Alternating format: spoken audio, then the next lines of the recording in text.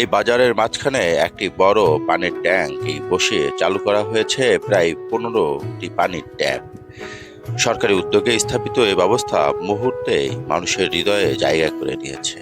মাগুরার এই বাজারে ডজনখানেক ট্যাপে মিলছে এখন বিশুদ্ধ পানি।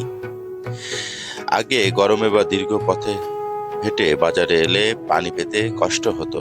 এখন বাজারে আসা কৃষক, দিনমজুর কিংবা ক্রেতা সবার মুখেই হাসি ফুটে উঠেছে।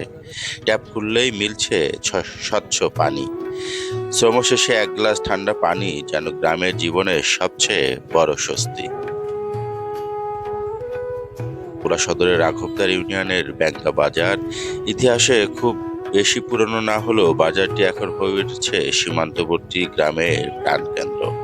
মাগুরা সদর ও শালিখার সীমানায় অবস্থিত এই বাজার প্রতিদিনই সরগম থাকে ক্রেতা বিক্রেতাদের পদচারণায়।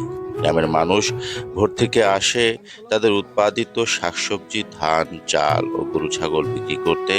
আবার আশেপাশের পথচারীরাও এখানে একটু বিশ্রাম নেয়, তৃষ্ণা মেটায়। ব্যাঙ্গা বাজারের এই ছোট উদ্যোগ আজ মাগুরার মানুষের কাছে, যেখানে তৃষ্ণা মেটে আর মানুষের মুখে ভেসে ওঠে জীবনের হাসি। দাঁড়ান দাঁড়ান।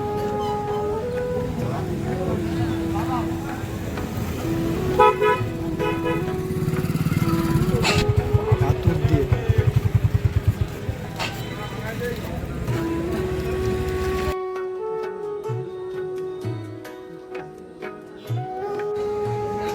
পানি আছে এটাই।